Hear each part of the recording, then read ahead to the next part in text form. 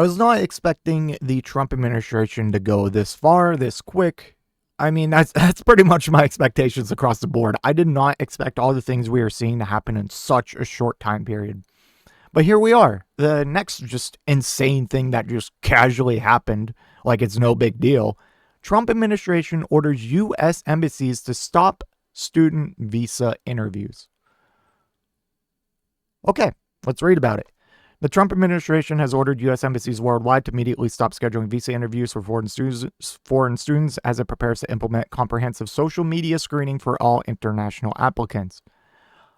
Now, you might say, well, that's fair. We want to make sure there's no one who's obviously like a terrorist supporter.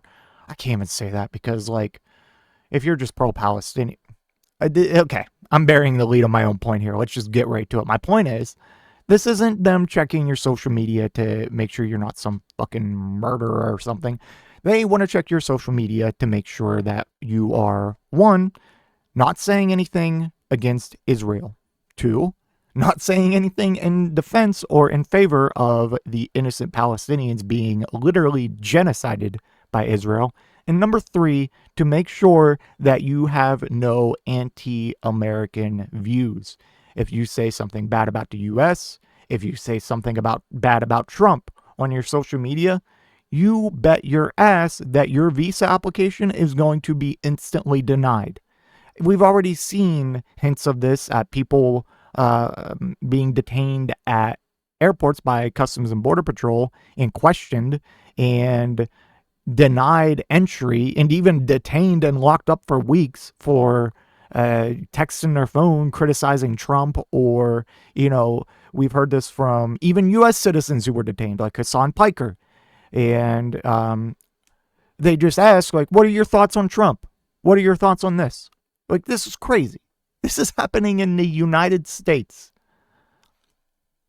So yeah, when they say they want to do comprehensive social media screening, it's not at like face value, like, oh, that's good. We should be screening the people. It's to ensure that they do not hold anti-American views, anti-Trump views, or say anything bad about Israel and how they're committing a genocide. Yeah, you say any of that, you are not allowed into this country as a student. Okay. A Tuesday State Department cable instructs consular sections to pause adding any additional student or exchange visitor FM and J visa appointment capacity until further guidance is issued within days. The directive, first reported by Politico and now confirmed by The Guardian, could severely delay visa processing and hurt universities, many of which Donald Trump accuses of having far-left ideologies that rely heavily on foreign students for revenue. Man, I wish these universities had far-left ideologies. It's crazy that Republicans look at your standard-ass fucking liberal and think that they are far-left. A liberal in the United States is literally just like smack dab in the center. Let's be honest. Okay. And of course, these universities rely heavily on foreign students for their revenue. The department is conducting a review of existing operations and processes for screening and vetting of student and exchange visa applicants. The cable reads official plans to issue guidance on expanded social media vetting for all such applicants.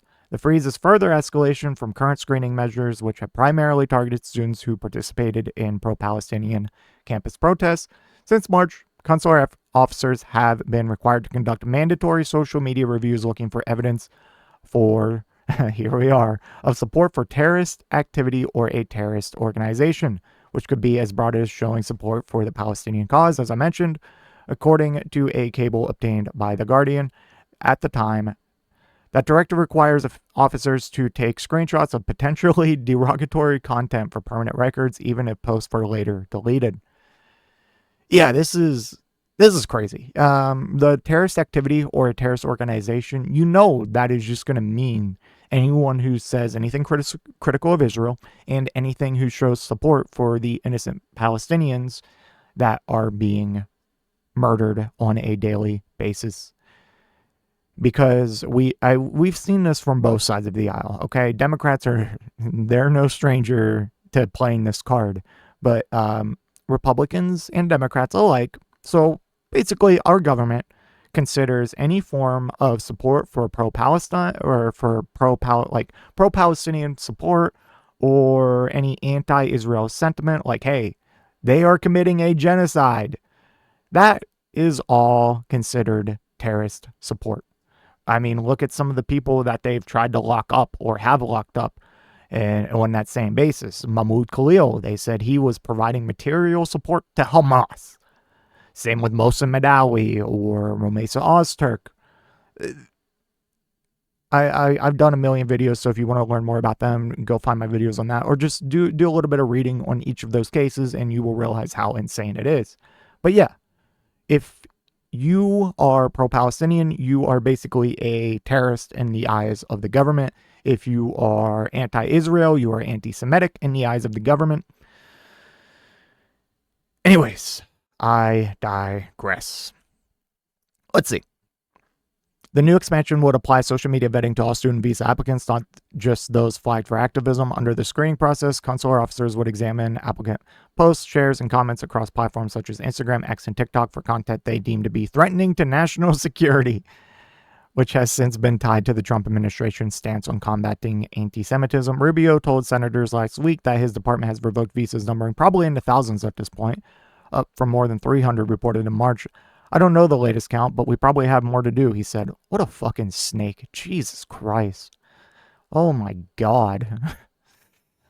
There are more than 1 million foreign students in the United States, contributing nearly $43.8 billion to the U.S. economy and supporting more than 378,000 jobs in 2023 to 2024, according to NAFSA.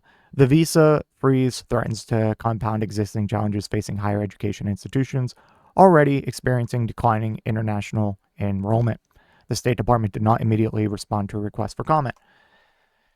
Yeah, and I just talked about this in my last video regarding the Trump's war on Harvard. We are just going to cause absolute brain drain in this country. All the smart people are either just not going to be let in or they're just going to leave. And maybe they'll go to China. Like, I don't know. I wish I could think of the perfect combination of words to just show people how terrible all of these things are for our country. And that so much of this stuff isn't a left or right issue. It's common sense and it's common human decency. Yeah. Let me know what you think in the comment section down below. And I will see you in the next one. If you made it to this point in the video, I just want to give a special thank you. If you enjoyed it, please hit that like button down below. And if you really enjoyed it, maybe consider hitting that subscribe button while you're down there. I want to hear your thoughts in the comment section. I will try to reply to any and all comments that I can. Until next time, watch that video on screen.